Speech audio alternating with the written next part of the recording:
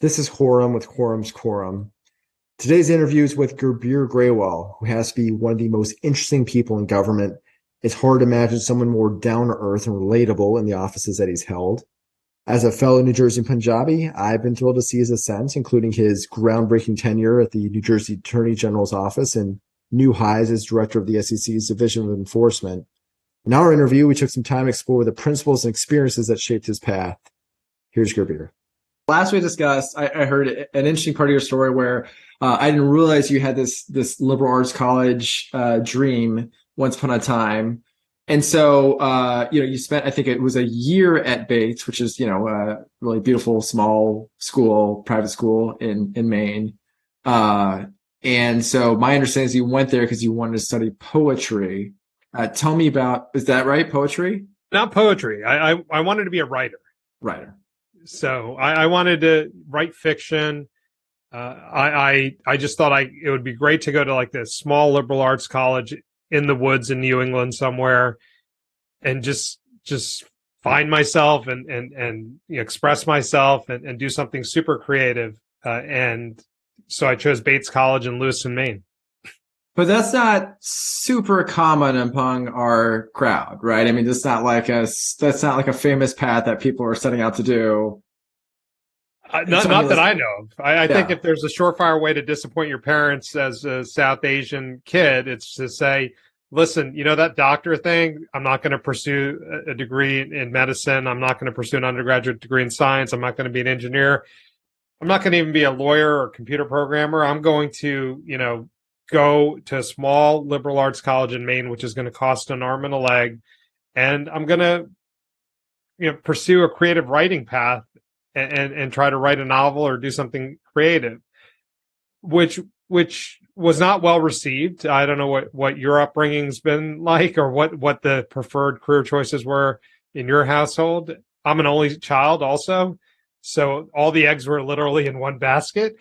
And that's what I wanted to do. And I think part of it was a function of my folks not knowing the system and me just saying, yeah, no, this is a great college. Just, I need this check to put the application in. Yeah, I got in. It's a top liberal arts college and sort of keeping them on the dark on certain things.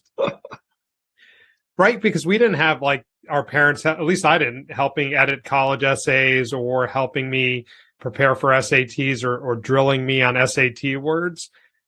It was, and I was alone and it was just all me. I don't think I had the same sort of support that my kids now have. They've got counselors who are super into their development. It just was different then. And so, yeah, I did that. I went up to Maine.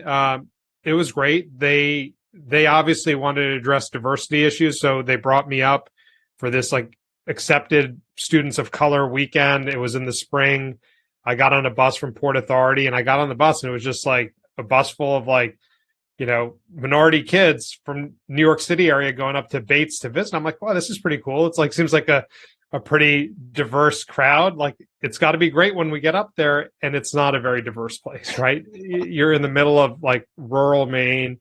The college is the only thing in this old mill town. And it's tough, but it was a really accepting student body. I will say that. And I spent the first semester there taking English classes, taking classes in rhetoric. They had a major, you can major in rhetoric. They had a great debate team. I joined that, the Quimby Debate Council. And, I took a class in foreign policy, and I remember the professor's name, Jim Richter. I loved that. Like I had never even thought about international relations. And that prompted me to look at the course catalog at Bates, and it's a small catalog. And it became apparent to me that if I tried to pursue something different, I'd run out of classes in a matter of a year or two, right? And so I had a roommate who was looking to apply to different schools to transfer. He wasn't happy at Bates. And I was becoming increasingly unhappy as the winter came around.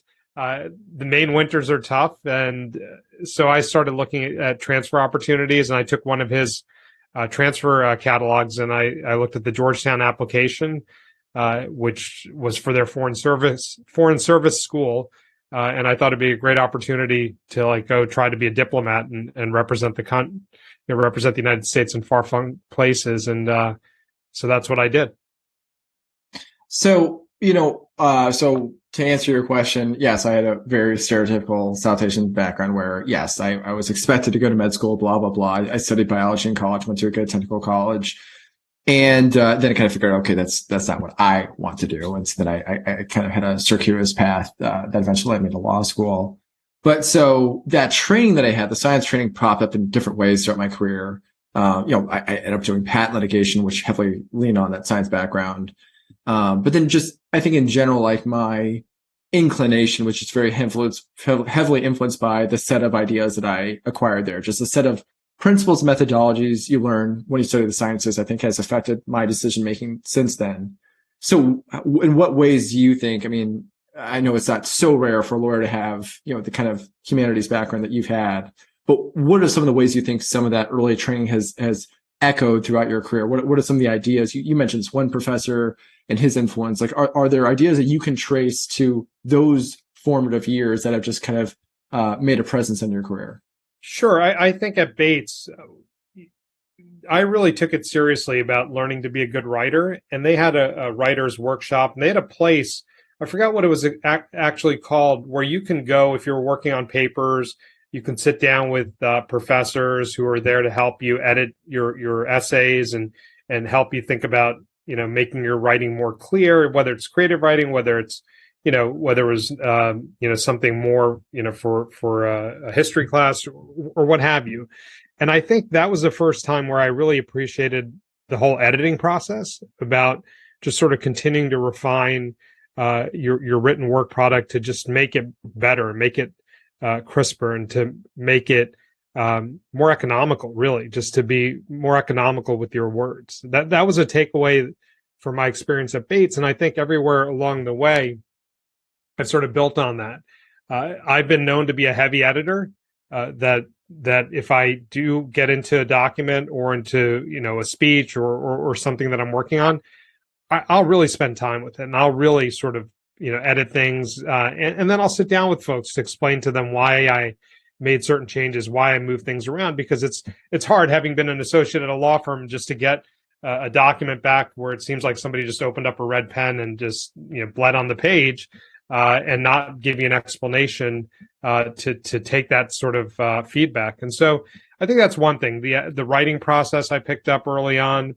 I think, interestingly enough, at Georgetown, where my major within the Foreign Service School touched on diplomacy, that's a skill you employ in all aspects of life. You're studying world conflicts, and you're studying resolution to conflicts, and how things resolved in certain parts of the world and how they didn't. And the value of diplomacy.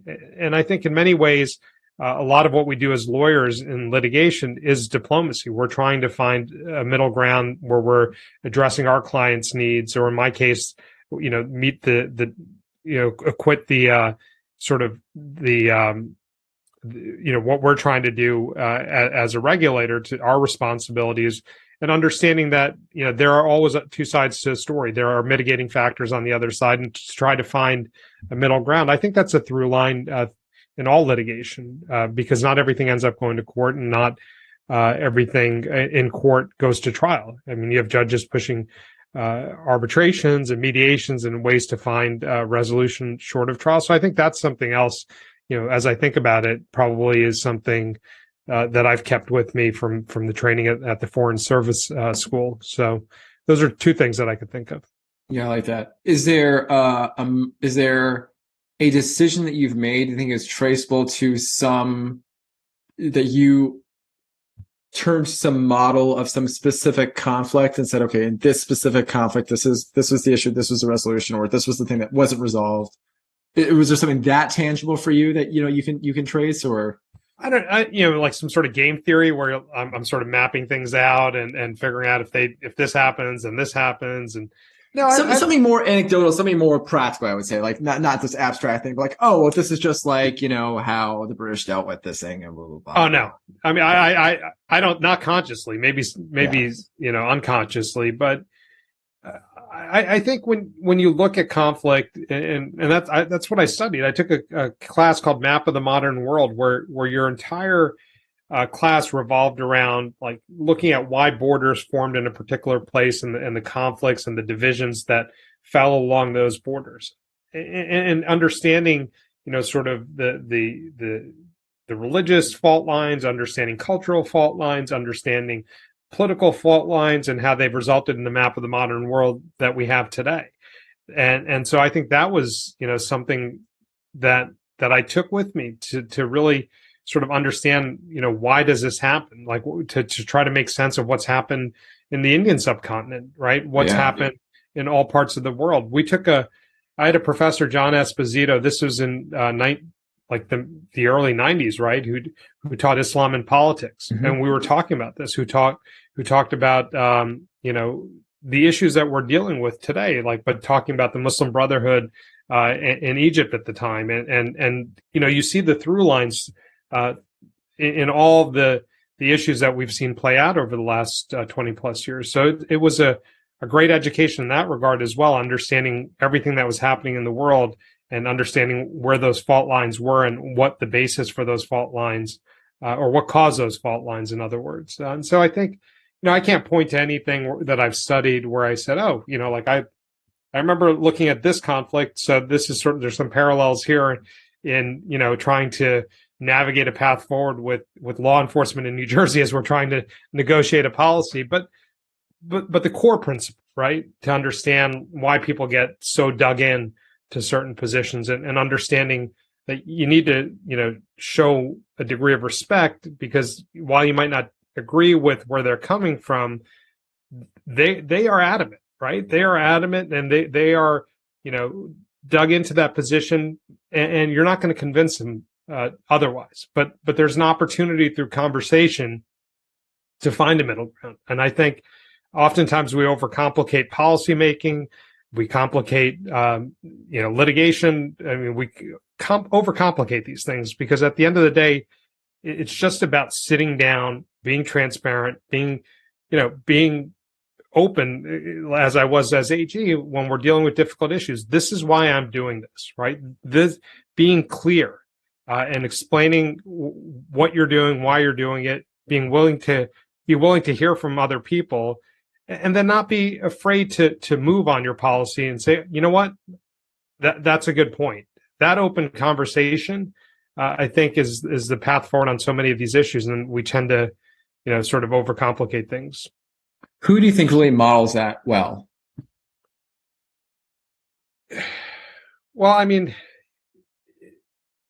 in my own experience, I can't think. I'm sure if I thought long and hard about it, there's somebody out there, who I see, is able to go into a room, listen to different sides, and find a middle ground. I think Obama was somebody who had that ability, I guess, to really hear people and see them where they were, and sort of exude compassion and understanding of people's perspectives, and explain his policies in a clear manner. He couldn't win everybody over, but he was a great communicator in that way, I think. Mm-hmm. So I think, we've already talked about some things in your career and some straight lines, through the different experiences you've had, AG, in your current role as well. But I kind of want to start earlier and just kind of go through chronologically, because I think something that we've talked before that'd be interesting exploring in your career are the ways in which your path is not linear. I think it'd be very easy to conclude, looking at the trajectory of your career, that it's been this, one step leads to the next, and it's a logical next step. And, I think you have a difference of opinion on that. So I want to explore that. So what do you think would be the best jumping off for that? Do you think they'll be starting, when you're county prosecutor? Like, what do you think is the first non-linearity you think you experienced, let's say in your legal career? So I'd go back to, the decision on what to study and where to go to college, right? And that's what I mean by nonlinear. And I talk about this quite a bit when I have the opportunity to talk to younger law students or to people who are looking for career advice. And the message that I try to share with them is that you need to be resilient, because you may think that that this is the path for you, but there might be something that gets in the way, and you may have to shift course. And that's what I mean by nonlinear. For example, like we talked about, when I graduated high school, I wanted to be an English major. I wanted to write the next great American novel, as we were talking about just a moment ago. I went to Bates, a small liberal arts college. I got there. I realized very quickly that I wasn't that great at creative writing. I realized very quickly that I didn't want to be in Maine. I realized very quickly that a small liberal arts college wasn't for me. And I got exposed to something else. I got exposed and I got a taste of an international relations course, which pushed me in a different direction. And that direction was to consider going to the Georgetown School of Foreign Service to pursue a degree and get into the Foreign Service, to take the Foreign Service exam and be part of the diplomatic corps and go travel the world and represent the country. And so, I went to Georgetown. I was lucky enough to get in. When I was about to graduate, there was a hiring freeze at the State Department. President Clinton said, we're not, increasing the size of the federal government at this time. We're not going to offer the Foreign Service exam at this point. And so I didn't have a plan B at that time. I had all my eggs in that basket, that I wanted to stay in DC, study for this exam, and go down this career path. But that door closed as well. And I came back to New Jersey and did not have a job, and just really didn't do much. Frankly, I had the luxury to not do much at that time. A lot of folks don't have that luxury. And in that, in those months, and I joke about it quite often, I was watching television and I was watching Law and Order, and I saw Jack McCoy, and I said, "Oh, this is pretty good. I think I could do that. I've been good at talking on my feet. I've done debate, and so why not consider law school?" And so when that foreign service career wasn't available, I pivoted to go to law school on a whim, really. On a whim, I go to William & Mary because I wanted to be back in the DC area. And, I graduate from William & Mary and I get a job at one of the biggest law firms in Washington, DC, a litigation shop. And I would have stayed there. I would have been a litigator. I had no desire for public service or to enter public service. I enjoyed being at a big law firm. I enjoyed all the trappings that come with it. I had my own challenges at big law, which I'm happy to talk about as well. But again, another event happens, and that was September 11th. And that was a turning point for many of us, because you really sort of think about what you're doing then and there, and you think about all you're dealing with. I mean, we're dealing with an incredible tragedy as a country, but then we're also dealing with another tragedy that hit a lot of us and hit differently for us. We were othered then. We were made to feel as if we weren't American because of what we look like, the color of our skin, our names. And I recall leaving the office after watching the towers fall with my colleagues, feeling that we were all coming together, walking onto the street and seeing people look at me and say things to me. And it already started that first night. And I remember my mother called me and said, "Hey, you know what? Be a little careful today, because people who are in the city, working in New York City, had a tough time leaving, and they were being targeted and harassed because of what happened." I said, "What are you talking about? Like, why would anybody do that to me? Like, I was born here, like I'm an American." And it was within a matter of days where that notion just was completely, it was wiped away. I was not American to many people. And so that set me off to think, why is that the case? What can I do about it? And the more I thought about it, what I could do about it is go out there and tell people who I was, and to tell them why you don't have to look a certain way or believe a certain way to be American. And the way I could do that, in my mind, because I was a litigator, was getting into public service. And so that tragedy and that patriotism that I felt as well pushed me to enter public service, to become a federal prosecutor. And I don't want to keep going on and on, but like it's just one thing after the next in that same sort of vein that's happened to me in my career. I was so happy being a federal prosecutor. It was so rewarding. I was promoting understanding through my work. I was getting up in court each and every day. And I can't tell you, unless you've done it, to get up in front of a lectern and say your name and say you represent the United States, the first time you do that, the second time you do that, every time you do that is such an incredible privilege. And it's really just, at least to me, it was like, it never became old. It was always exciting. Like I always felt nervous when I was saying it. But I knew, like, looking in that courtroom, like there are agents waiting for their next case. There's members of the public there. There's a judge. There's a jury. You could be trying a case. You could be in front of a grand jury. They're all looking at you and seeing the United States. And so that's why I did that. And I would continue to have done that, but for a call I got from Governor Christie. I ended up initially at the U.S. Attorney's Office in Brooklyn. I moved on to the U.S. Attorney's Office in Jersey. Governor Christie, his office called me and asked me if I had any interest in being the Bergen County prosecutor. That's the county in which I live. I had no idea what the Bergen County prosecutor does. None. Because my experience was in the federal system. So the person's on the line with me. I go online as he's talking to me, and I'm looking up the Bergen County prosecutor's office, chief law enforcement officer of Bergen County, New Jersey, county of, at that time, like 900,000. 70 municipalities, 72 police agencies. That's a uniquely Jersey thing, that there were more police agencies in the county than there were municipalities, and there were 2 municipalities that didn't even have police departments. So like it's, a lot of law enforcement, 4,000 law enforcement officers. You're the chief law enforcement officer. I'm like, wow, this would be great, because it allows me to continue in public service, continue to give back, continue to promote understanding, continue to do all of that right where I live. And at that time, I had 3 young girls.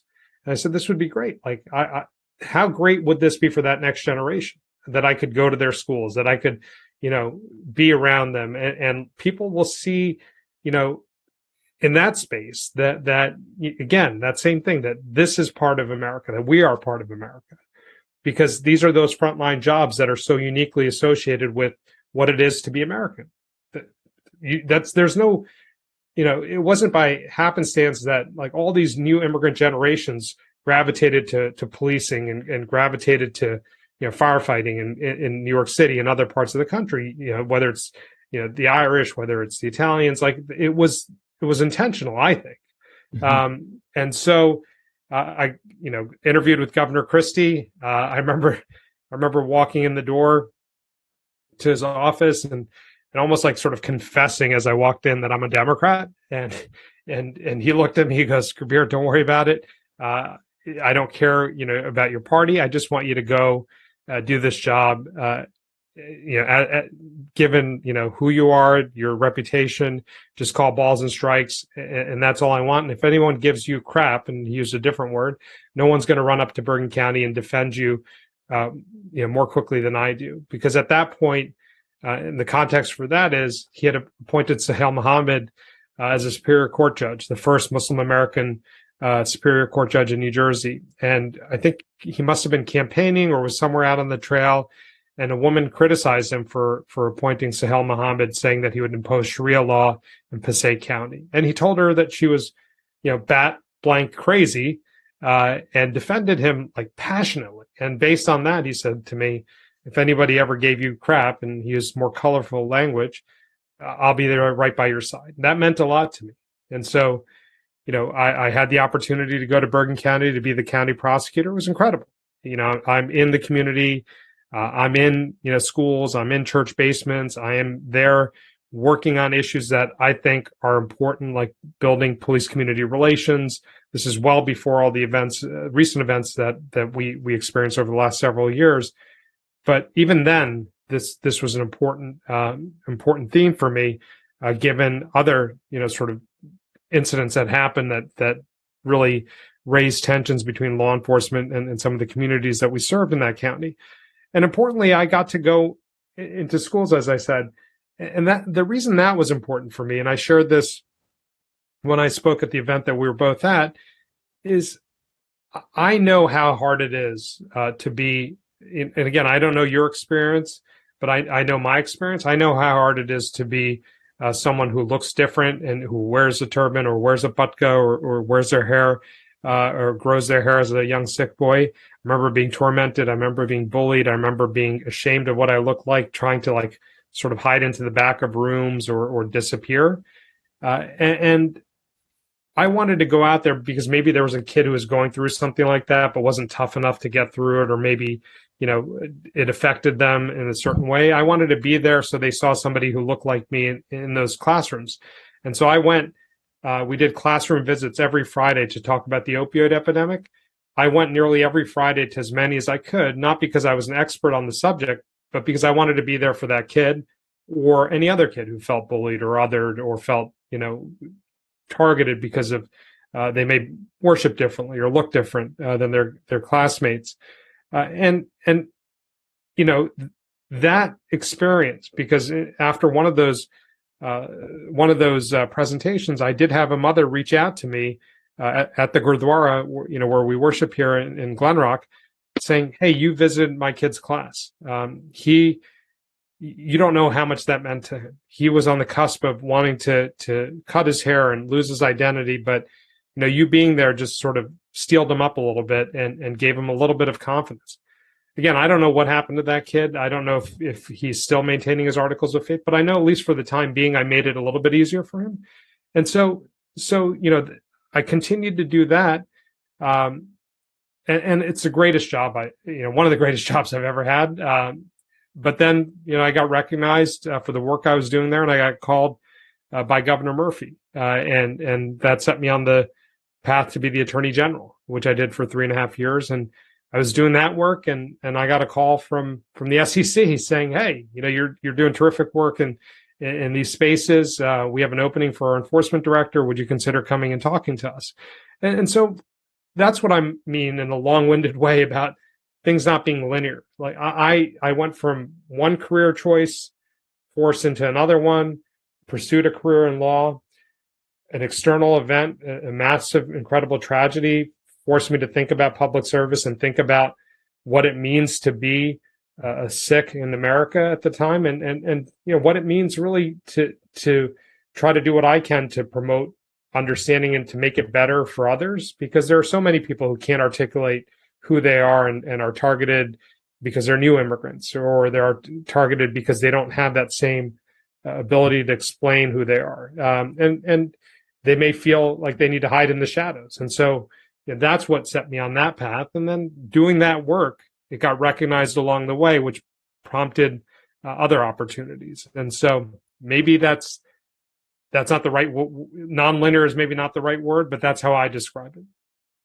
I think maybe another lens on, I think your point is this is hardly some foreseeable process. And if that's the point, then I think there's more we can dive into these decisions to make them, to really understand, what were the jumping off points you would consider, like what was the relevant opportunity cost? What were the trade-offs? Let's go back to when your U.S. attorney got this call from Chris Christie saying, "Hey, you can be Bergen County prosecutor." What were the trade-offs you had in that mind? Because the trade-offs from going to big law into public service was pretty obvious, right. Comp and that sort of prestige, whatever. And clearly it's driven by this value that you had of, hey, it's really important as a sec to be an advocate for myself and others. But so what were the trade-offs that you had to consider and confront? And what was the most challenging part of that decision? Well, the trade-offs, I mean, they're obvious. I think at every point, as I'm getting older in every job, now I have children, and I'm at the U.S. Attorney's Office. In my mind, had I not gotten that call, in my mind, my career path is, hey, you're the chief of the Economic Crimes Unit here at the U.S. Attorney's Office. You're overseeing the cyber unit. You're overseeing the prosecution of every major white-collar crime in the District of New Jersey. You know that the people who've held this job before you end up going to lead a practice group at a big law firm and end up making a great career out of it. End up making, a good salary and just a terrific opportunity. And you could do that, right? Because you've prosecuted these cases, you investigated these cases, what it takes to put them together, and like how effective defense attorneys can take them apart as well. And so I think very much in my mind at that point was like, okay, let's do this for a couple more years. The kids are young. and then we've done our public service. That motivation that brought us here to promote, understanding to really go out there and make a difference. I think, okay, you've made that difference, right? Like you see more and more people now following your career path. And then when you get that call, you reset all of that and you start to think about it through a different lens. And you push the sort of career and financial opportunities aside, and you start thinking about, wow, this is another level. This is now you're setting policy. Now you're in a more public facing role. Now you're the person in this county of nearly 1 million people, and you have supervisory authority over law enforcement, and you get to you go out in the community and you speak for law enforcement, and you're coming up with public safety strategies in your community. It's the profile is greater. So the difference you're making by just showing up to work, looking the way you do and believing the way you do, I mean, the ripple effects of that are just, I don't think you can measure them, because putting aside the young child that I talked about, I've heard it from adults who might just wear a bandana to work, who said, I go to the county building and I see your picture in the lobby in Bergen County. Like that gave me a little bit more confidence to wear my turban to work. I showed my boss your picture and said, like, that's me too.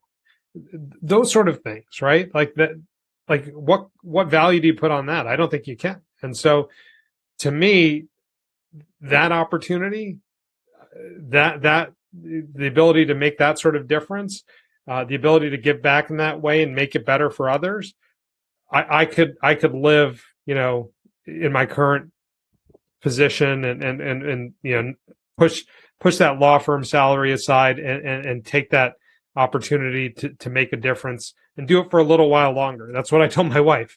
Let me just do this for a little while longer, and then I think I could find that well-paying job and plan for college for the kids and do all those things that would have been a little bit easier to do had I gone right to the law firm.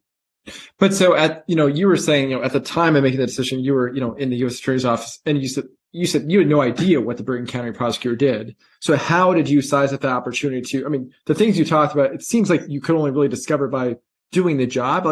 Or how did you get the condensed version of the impact at the time of the decision? So one of the things Governor Christie was doing was very, at the time he became governor, he wanted to clean up local prosecutors' offices throughout New Jersey. You're not only the person who's running law enforcement in that county, you run a huge office, you're hiring prosecutors, you're hiring detectives. And what that in some places means is it becomes a patronage mill. And the governor wanted to break that. He didn't want it to be like, we're going to hire only friends and family. We're only going to do this. We're going to look the other way on these crimes. He wanted somebody who was a federal prosecutor to come in there, again, like I said earlier, to call balls and strikes. He had put in place a couple of my former colleagues in other counties. So I had a friend who was the Middlesex County prosecutor at the time, Andrew Carey, who was a colleague of mine as a federal prosecutor. I had a former colleague, Grace Park, who had put in Union County, another big county in New Jersey. And so, after doing the Google search and telling the counsel on the other side that, yeah, I do want to continue this conversation. Of course, I did my diligence in talking to those folks and saying, hey, Andrew, what's this all about? Like how, what does this opportunity look like for you in Middlesex? And going there and visiting him and assessing, and just seeing the respect he commanded in the community among law enforcement, going and visiting his office, and seeing how he had things organized and learning that way and talking to, like I said, others who had done the job or were doing the job. That's what really truly gave me the an understanding of what that role looks like. And so I understand, the opportunity cost of going to private practice, and that's very steep. I understand it's a lot to forego.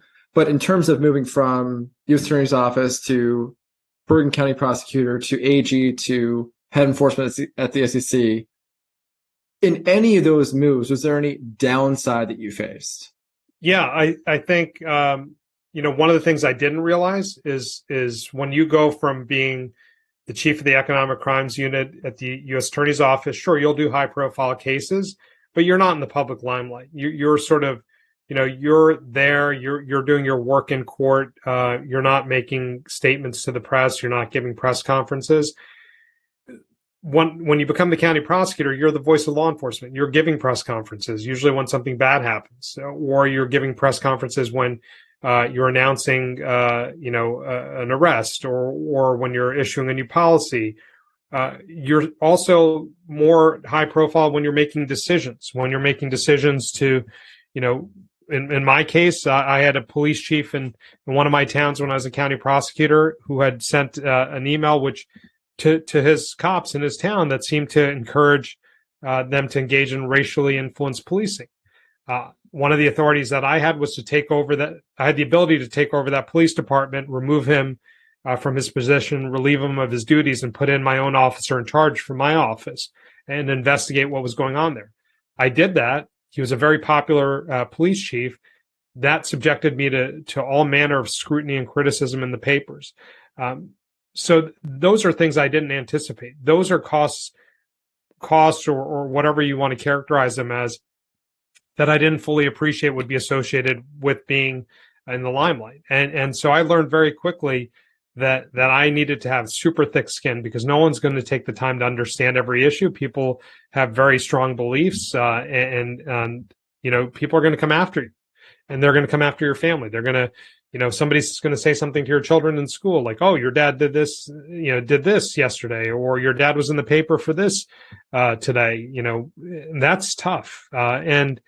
Those are things that only increased when I became Attorney General, those types of experiences. And it became more and more difficult for me to deal with them as my children became older, as they began to read the papers and understand, what was happening. And the attacks, the political climate over the last, 5 to 6 years has deteriorated, and our discourse has deteriorated. And I'm in a high profile position during that time, getting hit from all sides, and my children are hearing about it, and it's hard to shield it from them. So, and my wife as well, who has her patients would say things to her, she didn't sign up for this. My kids didn't sign up for this. So those were things that I didn't fully anticipate or appreciate I'd be dealing with.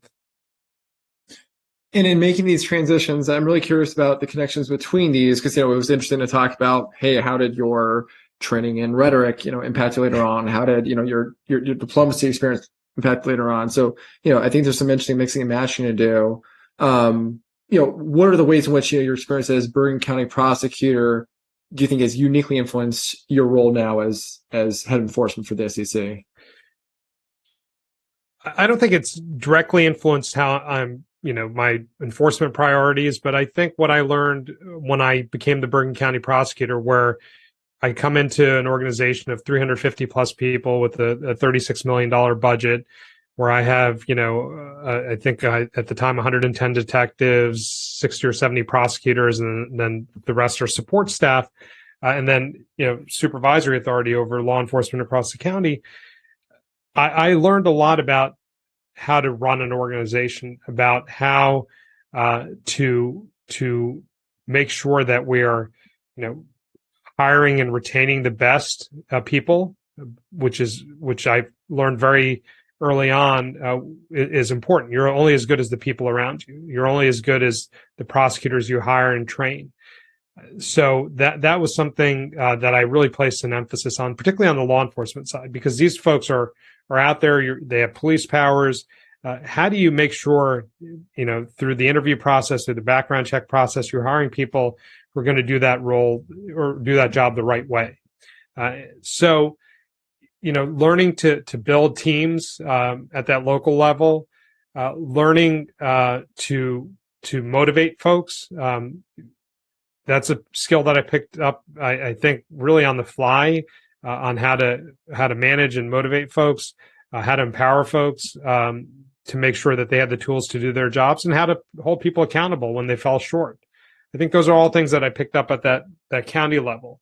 One of the things that I did, and really this was through trial and error, I got to the prosecutor's office and I would get a briefing from one of my units, because one of the things I wanted to do was not be in the weeds and micromanage, but I wanted to have an understanding of everything that was happening, because if something happened and I got stopped on the street and somebody said, "Oh, you're investigating this matter or that matter, like what's going on with it?"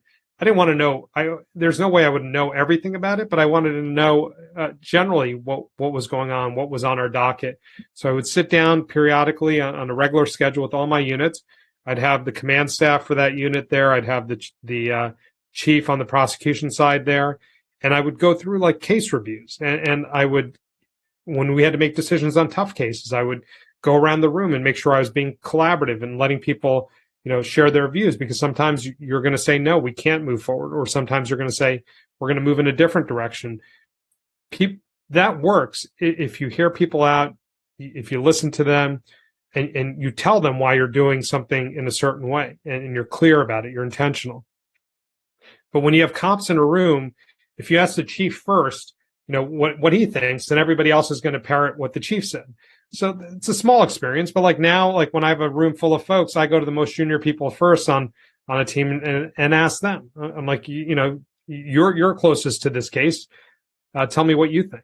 So that was really good on the job training. I also, got a lot of on the job training dealing with crisis. When you're dealing with a murder, or you're dealing with some event that's happened, and being on the scene and knowing how fast things move and how the situation on the ground changes so frequently, that sort of trains you up for dealing with those sort of things in general. You know that you need to be clear-headed. You need to get all the information in before you speak on it, because you can go out at hour one and say something, and it could be completely wrong at hour two. And the more you do that, the more credibility you lose. But there's always that tension of trying to get out there more quickly and saying something more quickly.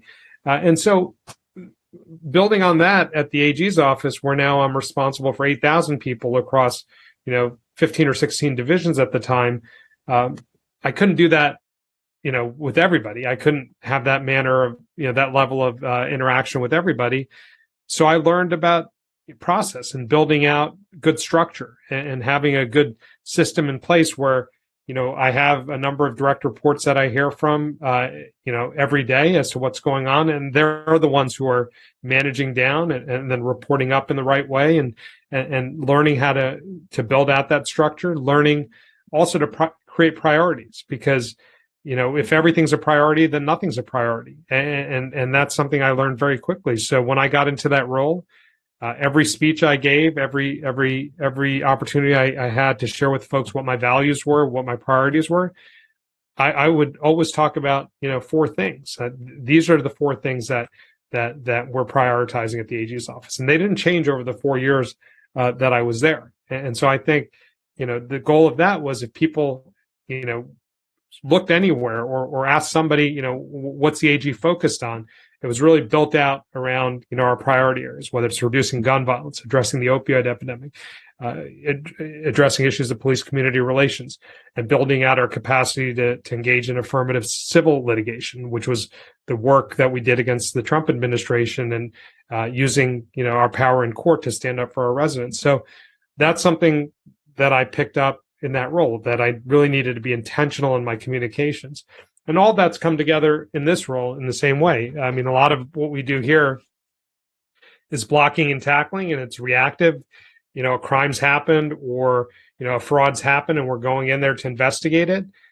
So it's really hard to say, oh, affirmatively, we're going to do these three things or focus only in these 3 or 4 areas. But you can still say, here's what's important to us. We're obviously going to continue to cover the waterfront of securities fraud violations, but we're going to pay a particular emphasis on these 3 or 4 spaces, because that's what promoting investor confidence in our markets and restoring trust in our markets requires. And so that's, the way in which we're operating, and just being very clear in our messaging. And those are all skills I picked up along the way. I think you talked about a lot of interesting components that have changed over time for you, or I think it'll be interesting to explore how they've changed over time.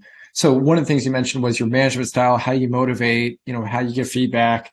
How has that changed over time? What are the ways in which your management style today is different than it was, let's say, in Bergen County? I think I've just become more patient. I've learned to listen more, and I've become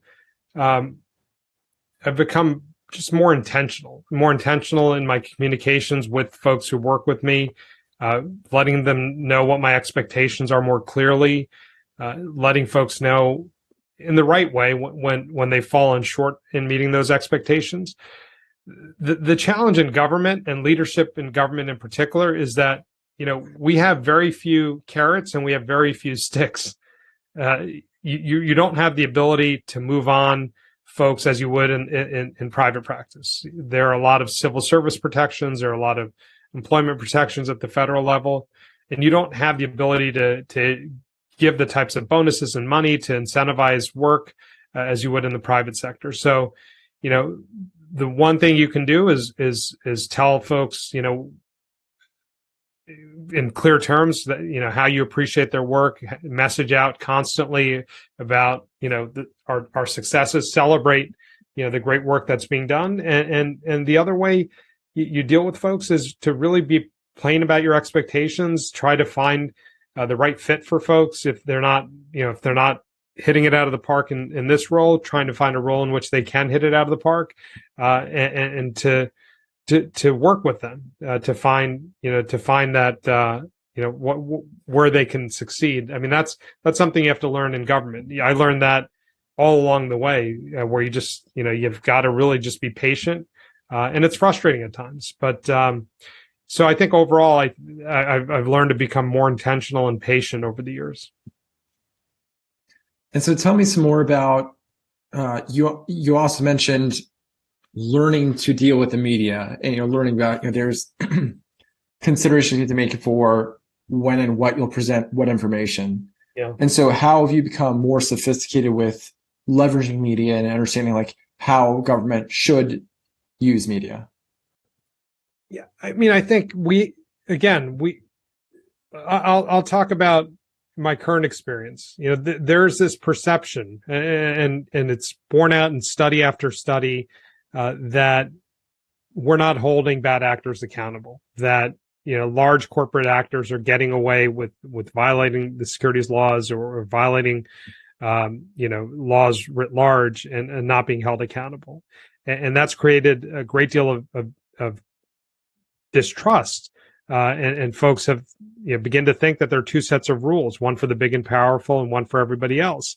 And that leads to decline in investor confidence. And again, there are surveys that speak to this.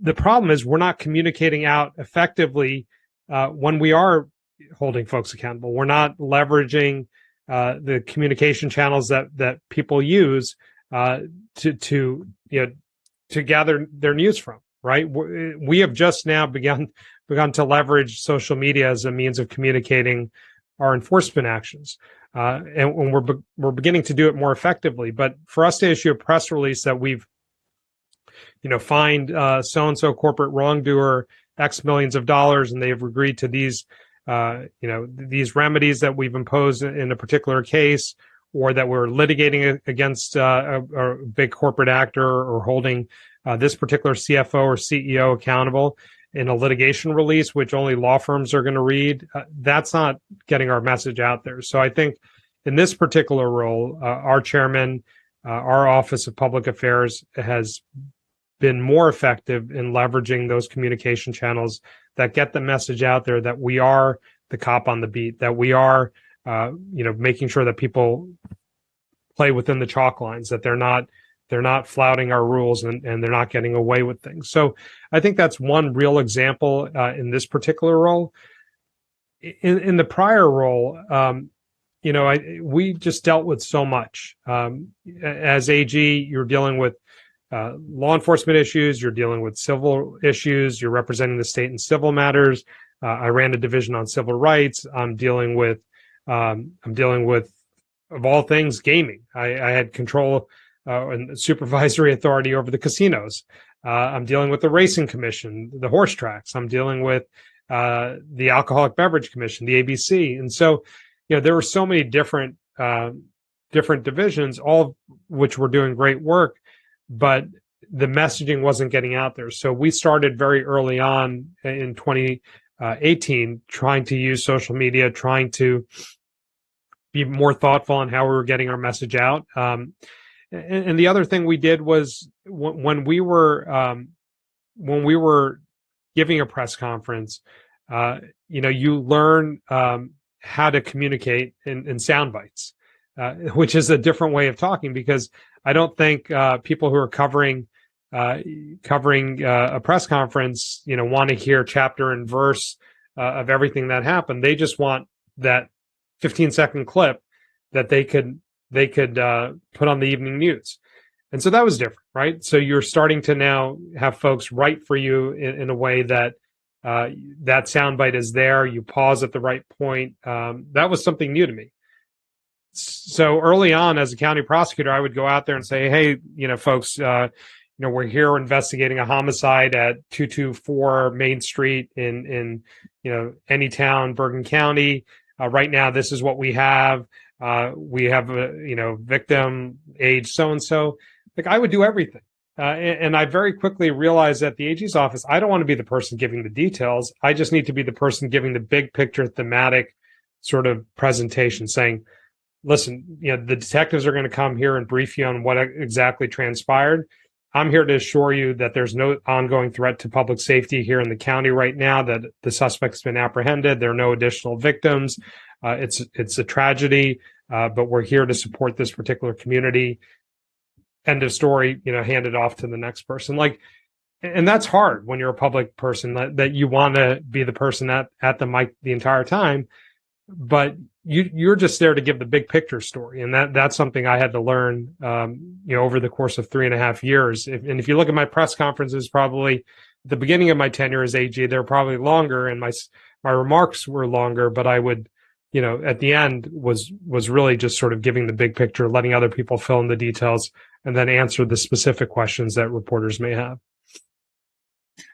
So something that I think would be interesting to pick up on is, I'm really fascinated with, connecting your specific experiences and layers. I think, another dimension I think that'll be interesting to pick up on is the ways in which, you've emphasized, a lot of, very hyper local work that you've done. You've talked about, showing up at these schools, talking about the opioid epidemic. And you've talked about, going for runs with, cadets, and, just having, boots on the ground, understanding what's happening, in your jurisdiction. And I imagine that's more challenging now, at the SEC. So what are some of the ways in which, you're able to, or want to change how that office operates in terms of having more access to tangible problems people are facing? That's a good question. I think all of that's made more complicated by the pandemic, where we don't have as many touch points with communities that we serve, where we're not doing that same type of outreach that we might have done pre-pandemic. So it's a challenge, but there's also a lot of opportunities, because we could be in more places more quickly by appearing virtually. So one of the things that we're doing is we're doing a lot of speaking engagements at different law schools, in particular, to help in our recruiting efforts. We are hiring like crazy, but we also want to make sure we're hiring in the right way. And this is one thing where I didn't close the loop on what we were talking about earlier. One of the things that I also picked up in my different experiences is the importance of having a diverse workforce, and how hard it is to work to creating that. And so all along the way, whether it was at the county prosecutor's office, I wanted to work to address DE&I issues, because, when you don't see representation in the top ranks of law enforcement, I'm not talking South Asian representation, I'm just talking representation, period, of your communities, that breeds mistrust. Because if you're a community member and you don't feel as if you can connect to your cops, or they're not going to understand where you're coming from because they haven't lived your experience, or they don't look like you, that's a barrier, and that's a reason why affinity frauds persist. It's a reason why during the Trump crackdown on immigration, why someone who didn't have status might be afraid to come in and report an abuser who's taking advantage of her or him. And so, the goal to promoting diversity in law enforcement is to make sure you're having a better understanding of the communities you serve by reflecting them. And so early on, I did a lot of engagement with diverse, diverse groups at different criminal justice, schools and whether it's John Jay or other places where I can go out and talk about what a great career this is and do the hard work it takes to build diversity on the front end so you could build it, later in your leadership ranks. And the same thing with your prosecutors. So then when I went to the AG's office, I had a chief diversity officer in my front office because I thought it was that important to get this messaging out there that not only are we talking the talk, we're walking the walk. And I would not turn down speaking engagements to law schools, to students, to affinity bar associations, because I wanted to get the word out there that this is a great place to work, that this is a place where you could thrive. And so I've continued that here. And so your question was, how are we connecting at that local level or connecting in the same way that I was able to connect in prior roles? We're going to law schools. I'm speaking at my own alma mater to a small group, and it's sponsored by a group of law students who are first generation Americans who ended up going to law school. They have a group at the campus, and they invited us to come speak. It's by going and working with Howard Law School to set up a class there about a securities seminar to talk about the careers available to folks at the SEC to be at the law school and present and teaching and doing the hard work at that local level and connecting at that local level.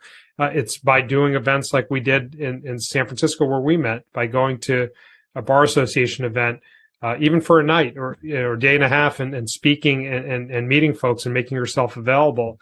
And making yourself available for active mentorship. If I connected with so many folks at that conference, I joked about the LinkedIn request, but I'm happy to get on the phone with folks that I met to give them this advice one-on-one, because that I think is my obligation. And so that's the way in which I'm doing that and staying connected with folks and trying to make that difference. Yeah, I think it would be interesting to pick up later on changes you think that the legal community can make and bar association can make, because I think an interesting jumping off point is, so I reviewed your testimony recently before Congress on the SEC, and I think there's some interesting. I think an interesting transition to this topic is, it seems like a new priority for the SEC is focus on gatekeepers, including lawyers. And so what are the ways in which, you feel like lawyers and their culture can and should change? Yeah, I don't think it's a new priority for us. I think, we really, if we're going to create a culture of compliance at firms, at broker-dealers, at, any market intermediate, if we're going to create a culture of compliance at firms in the securities industry, we need those gatekeepers to be doing their jobs. We can't be everywhere, right? We only have 1,400 people in the Division of Enforcement, and there are hundreds of thousands of registered entities throughout this country. And so we can't be the cop on the beat at every broker-dealer, at every investment advisor, at every issuer. And so the lawyers who are fulfilling those roles as chief compliance officers, the lawyers who are fulfilling those roles in giving advice to their clients as to what's permitted and what's not permitted, they have to live up to their legal obligations and give the right advice. They need to speak up when they see wrongdoing. And corporations and firms need to invest in robust compliance programs. And so when gatekeepers fall short, that sends a terrible message to the public when we talk about trust. When you see lawyers engaged in misconduct, I can't think of, I could think of a few things that send a more harmful message out there about how the system is rigged than when you have lawyers cutting corners and encouraging or facilitating misconduct. And so that's why we're focusing there and using whatever injunctive remedies we have to hold lawyers accountable and other gatekeepers accountable. And I think it's going to continue to be an important message because, unfortunately, we continue to see lawyers, accountants, other gatekeepers fall short of their obligations. And let's tie this back to what you were just talking about. So you're just talking about the importance of being available to people. So not just at a conference where there's a group of people or even in a small group of law students, but even one-on-one conversations. So, you're doing things that don't scale at all. Mm-hmm. And those are things that you believe have an influence and impact. And I feel like that's a recurring theme because you talked about going to these schools and saying, hey, maybe there's off chance this is influencing someone. And it did influence someone. Maybe that was the only person you influenced was that one kid. But it seems like to you that was worth it. All that effort, however many hours that was, made it worth it to you, which I can understand. But so tell me some more about how mentorship and that sort of guidance will mitigate some of the problems we're having now. Will it, won't it? I mean, is there a connection between these two concepts where you believe this is an important track and then here's this deficiency you're seeing in the bar? Oh, I see. I mean, I'm not sure that's the most efficient way to go about, promoting better behavior among lawyers. I gave a speech in California to a securities bar conference. It was sort of loosely titled Lawyers Behaving Badly, Part 2, because Part 1 is a speech that my predecessor, Rob Kazami, had given. And Part 2 was necessary because we continue to see gamesmanship by lawyers, which frustrates the SEC process. And so, speaking to a bar group like that and getting the message out there about how, listen, this trust building that we're engaged in, all of us have a stake in it because when the markets work better, they work better for you, they work better for me, they work better for investors. People have more trust. And so when you're playing games with privilege assertions, when you're playing games when we're taking testimony and you're kicking witnesses under the table when you don't like the answer they're starting to give, when you're engaged in misconduct, out and out misconduct, and facilitating misconduct at a firm, that's not helping. That's not helping. We all have a role to play in this. And so, that's the way in which we're getting the message out and I'm getting the message out there, effectively. What I would tell people, though, when I talk about active mentorship, I want to talk to I'll talk to anybody who reaches out to me to seek career guidance. And one of the first things I tell them is you only have one opportunity, particularly new law students or new lawyers, to develop your reputation. Because you walk into your law firm, you're pretty much a blank canvas. But when you walk into that law firm, you have one opportunity to really start developing your reputation in the right way. And so develop that reputation early of someone who's a good team player, someone who doesn't cut corners, someone who puts in the work. And if you do that, that's going to stay with you. But if you develop a reputation early as to someone who doesn't help out a colleague, someone who cuts corners, someone who's not trustworthy, that follows you and starts to follow you pretty much forever. Because as big of a legal community as we are, it's not that big. Because if somebody's applying for a job, somebody's going to know somebody at the law firm you're coming from or at your law school or, and you're going to make a call and you're going to say, hey, what's she like? Or what's he like? And you want the first couple of words to be like, oh, great colleague, total team player, does the work, great legal skills. You don't want it to be like, I can't say anything. Like, I don't have anything good to say. And so that's what I mean. Like that's the type of advice I would give somebody. And I think because I sort of follow that playbook, I think that's a big reason when somebody picked up the phone at the governor's office, called the U.S. Attorney's office and said, hey, what's Gurbir like? The reaction, I think, based on what's happened to date, was positive because I've always valued that. I've always valued my reputation. I've always valued integrity. I've always tried to be a great team player. I've always tried to go out of my way for my colleagues.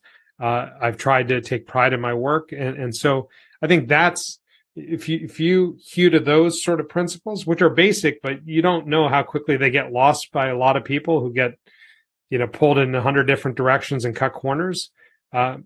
That's gonna address all these other sort of deficiencies we see when lawyers go off the tracks, and it's going to help people succeed, I think, no matter what path they take.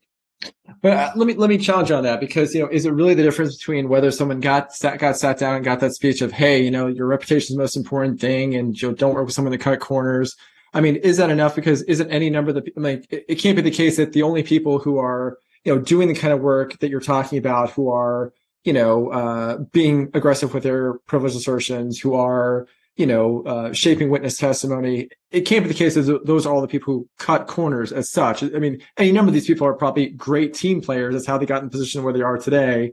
Are the problems something more systemic and not just based on individual character? Again, I'm not saying that this is the way you address, every lawyer behaving badly. I'm just saying that this is one way in which I think you're on a better path than most. And this is sort of the strategy that's worked for me. And I think this is what I look for when I I'm hiring folks at a high level. I'll make those calls, and I think there's value to just hewing to these simple principles. I'm not naive enough to think that it's going to solve all the world's ills. And I'm not naive enough to think it's going to force lawyers to behave better. I think there's this tension in the legal community that you're a good litigator only if you're scorched earth and if you're fighting tooth and nail for your clients. And there are some clients who want that, and so they create this void that's filled by these lawyers who are all trying to say, I'm going to be your fighter, and I'm going to be the one that goes to the mat for you. But I will tell you that those lawyers are not the ones who are most successful in my experience with regulators like me. It's the ones who are most measured, the ones who have a lot of credibility, the ones who because it's a small bar, right? Like there are those folks like who we deal with a lot, and we know their reputations. We know the ones we could trust. We know the ones where we've got to take, sort of extra care with representations they're making on behalf of their clients. And there's the ones that we don't trust at all. Right. And that's how real that is. And so, again, I don't think it's going to solve everything, but I think it's going to help you fall into that category of being that more effective lawyer with more credibility. Are those effective lawyers with more credibility part of firms that have participated more in a revolving door? Is that a benefit of a revolving door? No, I wouldn't say so.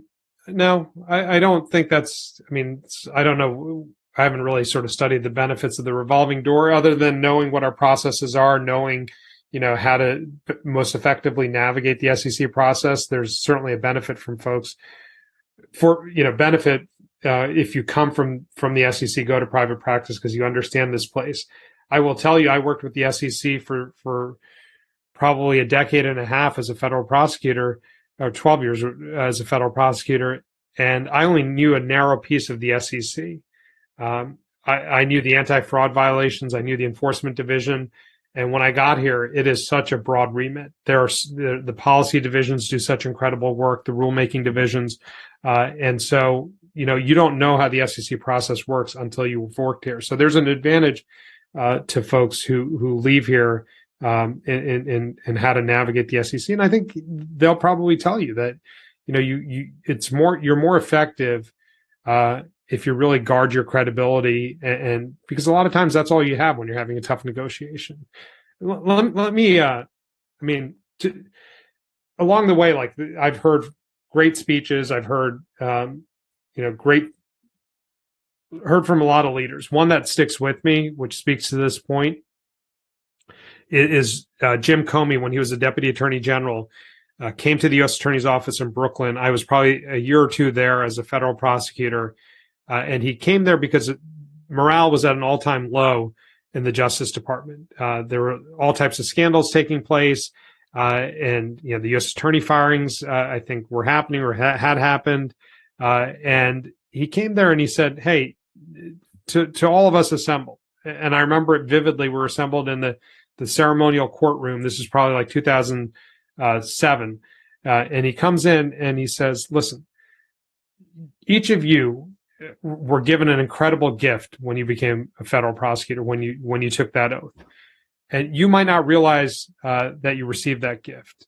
You might not realize it till the first time, you tell somebody what it is that you do.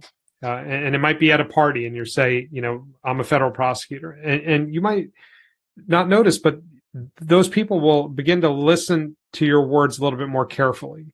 And you may not realize you received this gift till the first time you go to a court and you're arguing a tough motion, right? And the judge can go either way, but goes with you because because you have this gift. And you may not realize this gift till the first time you go to a victim who is hesitant to speak to you, but, learns who it is you are and who you work for, and opens up to you and tells you about, what they've undergone or experienced. That gift that you don't realize you carry with you is a reservoir of trust and credibility. It's with you. It's with you when you take that oath, and it's with you throughout everything you do in this job. And that reservoir of trust and credibility is a reservoir that's been filled by all the good deeds of the people who came before you, did this job the right way, didn't cut corners, and added to that reservoir and left it more full for the next person than they themselves found it. But Comey said, the thing about reservoirs is that while it takes generations to fill them, they could be drained in an instant. So your job as the recipient of this great gift is to guard that reservoir and leave it more full to the next person than you found it. On that, do you have something else you want to add? No, but I think that's it for me. Like, does that solve the work? All these problems that we're seeing in the legal profession? No, but does it underscore the value of credibility in this profession because it is a small world? Certainly. Does it underscore the need to do the job the right way? In my mind, it does. I think that perfectly captures how I think people should be practicing. So with this reservoir metaphor, I think that would be interesting to jump to another point of your testimony. And so one of the things that you spelled out is, Americans' trust in financial markets and institutions is at near historic lows. And you said, while there's no single cause for this decline, repeated lapses by big businesses, large businesses, you said, gatekeepers and other market participants, coupled with the perception that we, the regulators, are failing to hold them appropriately accountable, have contributed to this decline. So on the subject of the reservoir, what are things you think that your predecessors did that drained that reservoir? I don't think my predecessors drained that reservoir. And I don't think that's what I was implying in any of those statements. I think my predecessors have all done this job, with integrity and have done it, incredibly well. I think there's a perception out there that we're failing to hold folks accountable. People say, why aren't you holding individuals accountable, right? When they engage in misconduct and you're only penalizing corporations. That may be true on the criminal side at the Department of Justice, but when you dig deep, my predecessors, 70% of the resolutions we've brought over the last 5 years have involved individual accountability. That message is not getting out there. And that ties back to what we were talking about earlier, that there are these perceptions there. There are repeated lapses by gatekeepers. That's why we need to send a strong deterrent message. And so that's a priority for me. I'm not saying my predecessors didn't hold gatekeepers accountable, but I know in this particular moment, I need to emphasize holding gatekeepers accountable. So when I had a matter involving Ernst & Young recently, a Big Four audit firm. What I chose to do in that case was make sure that there were admissions in that case. Usually most of our resolutions are neither admit nor deny. But in that particular case, because of a heightened need for public accountability, because they were a gatekeeper, I wanted admissions, and our team negotiated admissions. I wanted a significant penalty. So we had $125 million penalty, I believe it was, in that particular case. I wanted to include in that remedy undertakings, where they were going to put in place compliance consultants and not only just compliance consultants to make sure they had adequate policies and procedures, but that they were also going to put in a separate consultant to review the misconduct in that case. In that case, the misconduct was auditors cheating on professional, continuing professional education exams, including ethics exams. It was CPAs who were studying to be CPAs cheating on, the ethics exams to become a CPA. That there's nothing more foundational to an auditor than to have, good ethics. And so that's an example of where in how I'm fashioning a remedy, I'm trying to address what I'm seeing out there, which is this deterioration in trust. That's not to say that my predecessors didn't do that. They brought these cases. They brought great cases, but they may have chosen to, view penalties in a different way or not pursue certain remedies. And they were dealing with a different moment. I'm dealing with this particular moment, and given the circumstances that I'm seeing right now, I think we need to pursue robust penalties, and we need to pursue robust remedies, and we need to create a culture of proactive compliance, because that trust gap and deterioration is real in my mind. So those are solutions for the problem. So you have a theory that an admission is a solution for public trust. What gives you the impression that admission has like, if I ask someone on the street, hey, does it matter to you? Do you have more faith in public markets because Ernst & Young admitted this wrongdoing? How do you know what the answer is going to be? Well, I think that people, I'll flip it on you. Because the criticism I'm getting, and that we get as regulators, is that why do you resolve everything with the neither admit nor deny? How are you holding people accountable? What's that all about? You're saying that they violated these securities laws, but in the resolution, they're neither admitting nor denying the violation. They're not saying anything. They're paying you a big penalty, and maybe there's some other remedies attached to that. But how is that promoting accountability? So that's out there. And so the flip side of that, I don't think there's anything that is more attention grabbing and could address, people's concerns that folks aren't being held accountable than exacting admissions in a particular case. And so, I haven't done the studies there, but I just think, based on, those two scenarios, like in the right cases, because we can't do it in every case. The majority of our resolutions will still be neither admit nor deny, because otherwise we're not going to get, things resolved. It's just not practical. But in the right cases where there's a heightened need for public accountability, where there's a real recidivist, let's say, or whether there's a threat to the public markets, whether there's, something that we need to send a strong message on, in those cases, we'll pursue admissions. And in those cases, we'll be willing to litigate if we don't get admissions. And so, I think it's effective, and I'm sure folks have looked at it too. I don't know, if that, I don't know how you measure. It's hard to, I think, find measures like to say, did this, deter misconduct altogether in a particular space, right? That's a tough question to answer. But I will tell you that it's caused market participants to change their behavior, because they don't want to be the next firm to have a resolution involving admissions, because there are a lot of knock-on effects too. When people admit to certain types of misconduct, they lose certain privileges. When they're broker dealers, they lose certain waivers and registration exemptions and things like that. So people are really, whether the public doesn't key in on it, market participants know how significant it is, and they're changing behavior. And so I think something else interesting you're saying about comparing previous regulatory regimes is it's not apples to apples, because there's just a different era that we're in. And so recognizing that, when you said, okay, so now you're so approaching, remedies and, compliance and, just using these different tracks as ways to increase public trust. It seems like public trust is the North Star, and that's what you're optimizing for now. What were your predecessors optimizing for instead? Because it sounds like you said, say on the subject of admissions and going, with neither admit nor deny, why was that, what was a relevant trade-off that made that in the calculus more attractive? Again, I don't want to speak for my predecessors and what motivated them. I know my immediate predecessors, and the ones I know were focused on the same thing that I'm focused on. Our core mission is investor protection. It's ensuring the fair and efficient operation of our markets. It's ensuring and facilitating capital formation. That's a tripartite mission of the SEC. They believed in it, and they did what they thought was the right thing and the most effective thing to do to achieve that mission.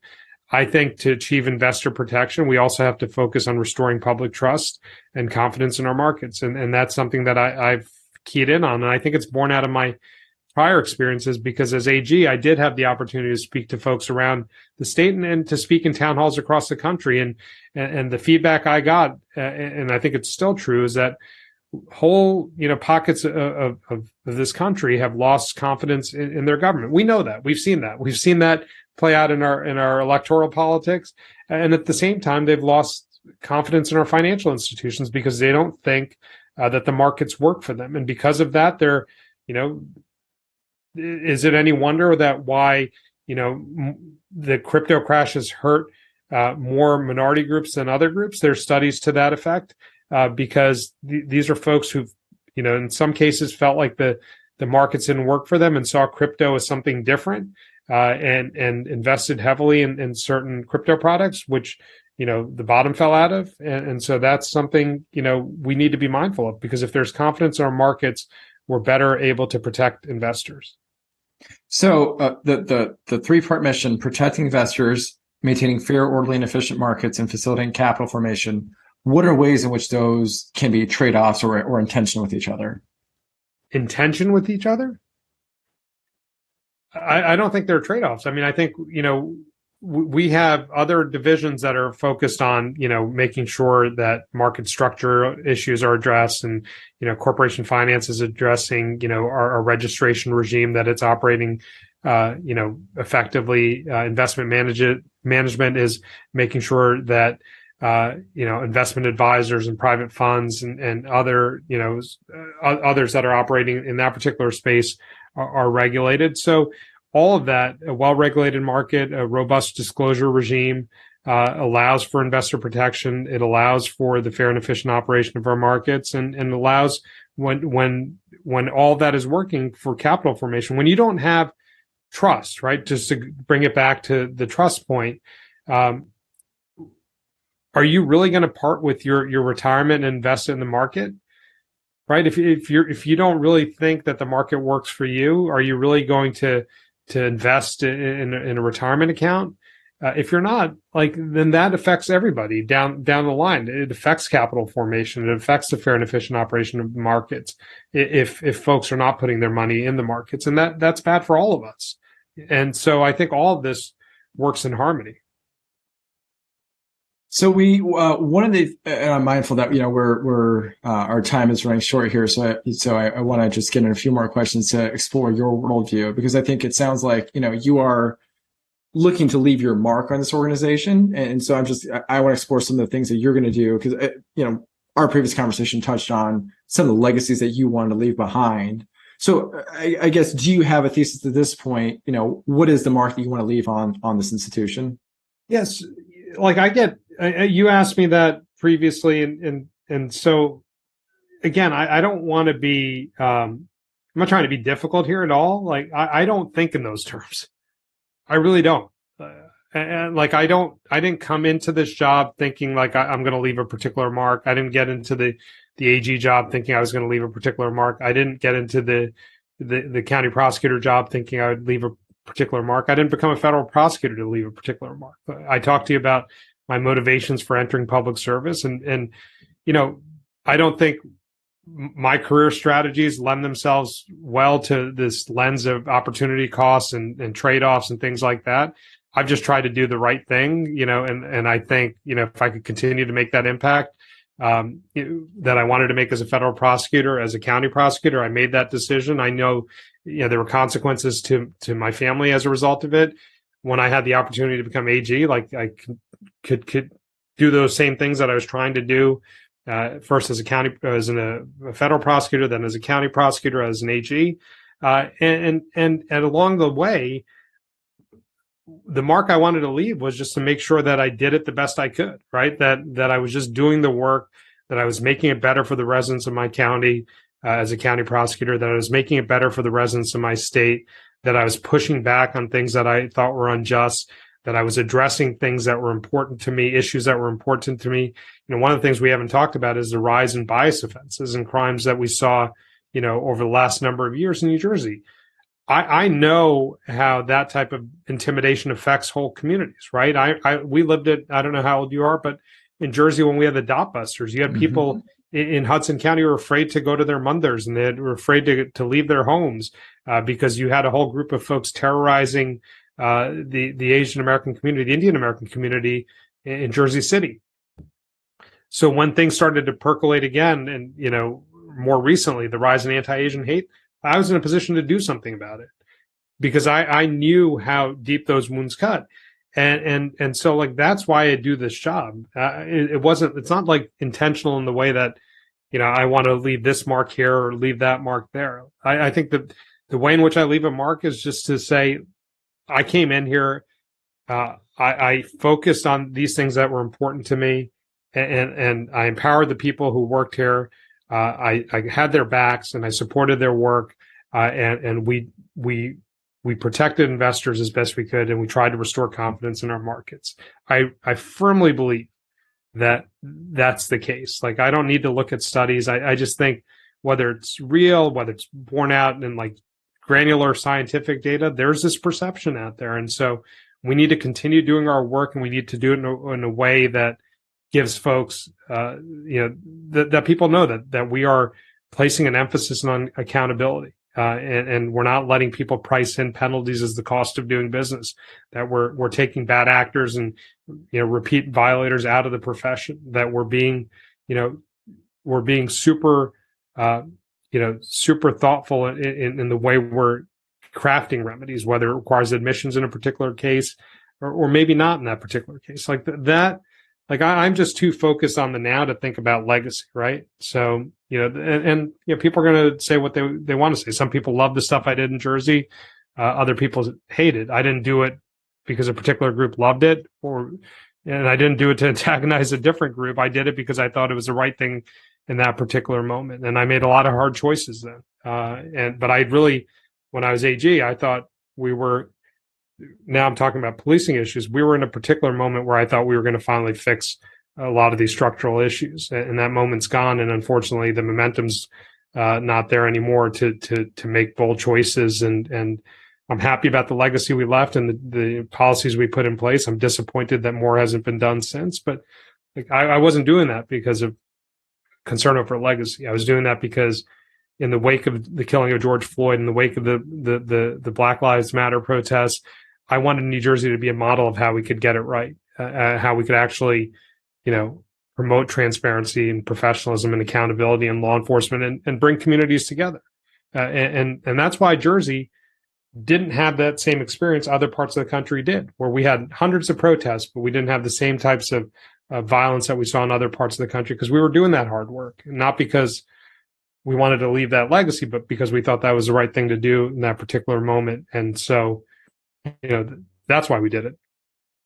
Yeah, it's interesting. I mean, I think there's probably some distinction between the word legacy that we're using, because when I hear the things you're talking about, I hear about a lasting impact. And I think maybe you're hearing me saying, oh, like, what's the prospective change I want to create here? But I guess, another way of saying it is, your predecessors that are coming into your roles in Bergen County and AG, if you heard they just undid everything you did, it can't be the case you would say, oh, that's totally fine. Just you're doing whatever's best. And it can't be the case that anything I did was had an enduring value. So, it seems to me you probably have, yeah. I think we're just talking around each other. I think what I hear your question to ask is like, what when I hear legacy, it's like, it's about me. Right. Yeah. Like I'm not doing it to you. Yeah. So I'm not like, none of this is about me. Yeah. Right. And so I want to use, as a county prosecutor, I wanted to use all the levers that were available to me to make the lives of our residents better, to address all those issues that we've talked about to now, as effectively as I could. Of course, I'd be upset if people unwound those policies, right? I was hopeful that a lot of the policies we implemented at the AG's office would be codified in law, but there hasn't been that will. And again, we've lost that moment, I think, to implement that type of lasting change. But I'm happy that I have those directives that are still in place there. I'd be terribly upset because we put a lot of hard work. We're the only state that changed our use of force policy to make it more about respecting the sanctity of life than about talking about how and when we could use force.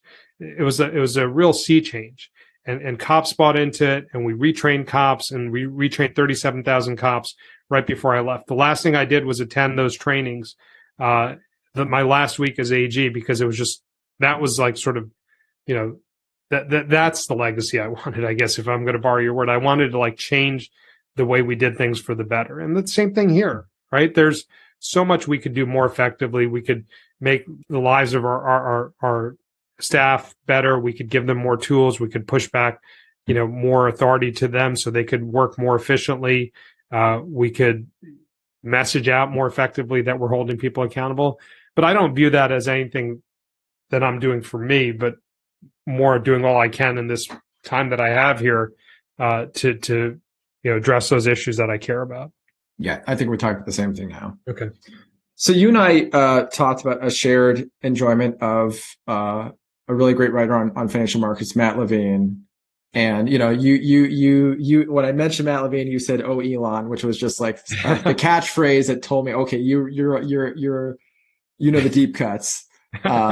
So what do you think is something an interesting perspective? I feel like Matt Levine has all these really interesting frameworks for thinking about markets, market participants. What do you think is the most interesting or funny framework that it just struck you and just something that you've thought about since that you've read from him?